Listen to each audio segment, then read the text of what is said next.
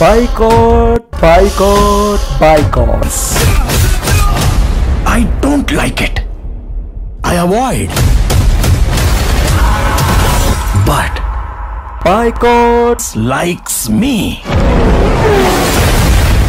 I can't avoid. जी हाँ, they can't avoid it, क्योंकि असली मजा तो उसी में है। तो नमस्कार दोस्तों, तो आज हम बात करेंगे बॉलीवुड के बायकॉट कल्चर पे। क्यों, कैसे, किसका फायदा और नुकसान। आजकल बॉलीवुड के पास अच्छे कंटेंट नहीं बचे हैं, तो आप देखोगे कि एक ट्रेंड चला है। Action, drama, romance, comedy, thrill के बाद बॉलीवुड अब पौराणिक कहानियों की तरफ दिलचस्पी दिखा रहा है, जो कि एक बहुत इंपॉर्टेंट सेंसिबल टॉपिक होता है। तो ऐसे में कई बार बॉलीवुड की फिल्म्स बायकॉट का शिकार हो जाती हैं। पिछले कुछ समय से बॉलीवुड इंडस्ट्री को लेकर निगेटिविटी काफी बढ़ी है। सोशल मीडिया पर आए दिन कैंसिल कल्चर, फिल्मों के बायकॉट की बात ट्रेंड होती रहती है। Do this really make any effect on Bollywood movies? Bollywood के इतिहास में यह पहला मौका है। बीते 8 महीने में रिलीज 29 फिल्मों में से 26 तो फ्लॉप हो गई हैं। इधर फिल्म बनाने की घोषणा होती है और उधर सोशल मीडिया पे #बायकॉट बॉलीवुड ट्रेंड होता है। बायकॉट कल्चर का फिल्म पर क्या असर पड़ता है? क्या बायकॉट ट्रेंड के चलते फिल्में फ्लॉप हो रही हैं? बायकॉट का ट्रेंड जारी रहा तो इंडस्ट्री पर क्या असर पड़ेगा? देखो भाई, सीधा फंडा है। शायद आपने भी स्कूल के दिनों में मार्केटिंग के क्लास में जरूर पढ़ा होगा। पब्लिसिटी दो तरह से करते हैं, एक तो होती है पेड पब्लिसिटी, एक होती है नॉन पेड। अगर दोनों मिल जाए तो क्या प्रॉब्लम है? Based on sentiment, again publicity दो तरह की होती है, पॉजिटिव एंड निगेटिव। अगर फिर भी दोनों मिल जाए तो क्या प्रॉब्लम है? क्यों? सही बात है ना। Try something different. ये बायकॉट काम करता है कुछ अलग करने में। वैसे अगर ऐसा चलता रहा तो बहुत जल्द ये नॉर्मल और एज यूजुअल पे आ जाएगा, फिर इसमें कुछ नया नहीं होगा। अब बात आती है ये होगा कैसे? तो ये होता है मूवी में क्रिएट करने से, with the pure intention to create something inappropriate so that it hurts. फिर असली में गेम शुरू होता है।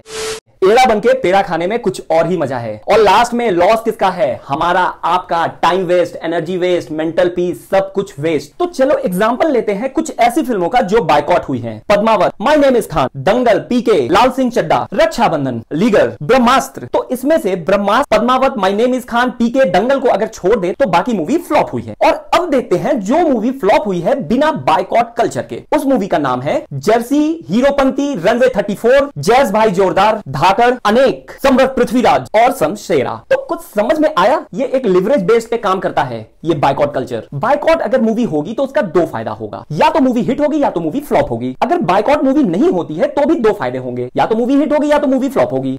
तो आपका जो एंड रिजल्ट है वो एक ही होता है, या तो मूवी हिट होगी या तो फ्लॉप। अब बात इस पे आती है, अपने खराब काम का ठिकरा किसके सिर पे फोड़ा जाएगा।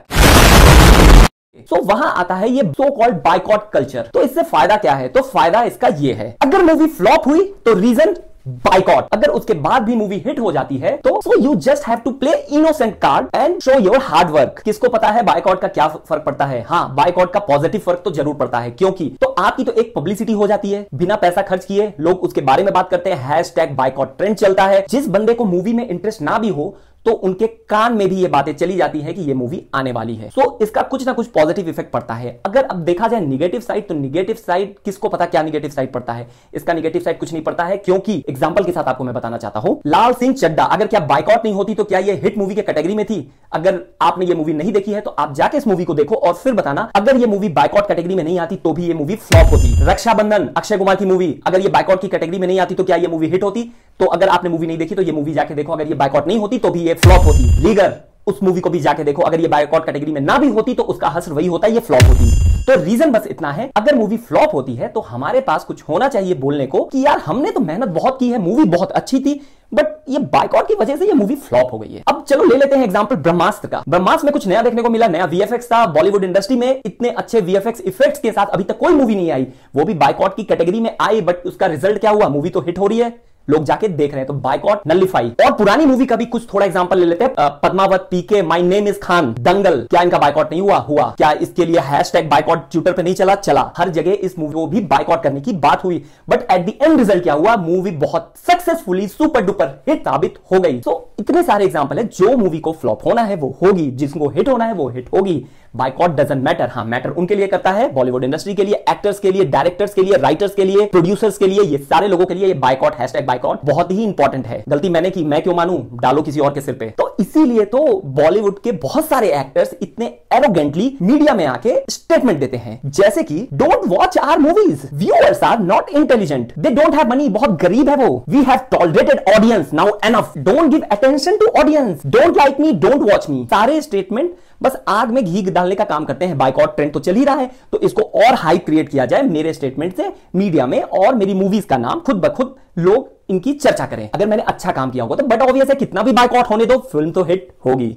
अगर नहीं किया है तो भाई मैंने तो अच्छा काम किया है, क्या करूं, लोगों ने बायकॉट कर दिया। आज के टाइम कंट्रोवर्सी का एक नया सिनोनिम्स है बायकॉट। बट इन सबके स्टेटमेंट पे अगर आप देखोगे तो एक एक्टर है जिनका स्टेटमेंट मुझे बहुत हद तक सही लगा है, जो कि है वो श्रेयस तलपड़े। उन्होंने मीडिया में आकर बाकी एक्टरों से अपील की and oppose the arrogant comments made by the fellow actors, और उन्होंने कहा हम लोग यहां पे हैं क्योंकि आप लोग हो, क्योंकि यहां पे ऑडियंस है। सो ऐसा डेरोगेटरी और एरोगेंट कमेंट्स कृपया ना करें। सो ये श्रेयस तलपड़े का स्टेटमेंट काफी हद तक बहुत सही है। Stop playing this dirty games now.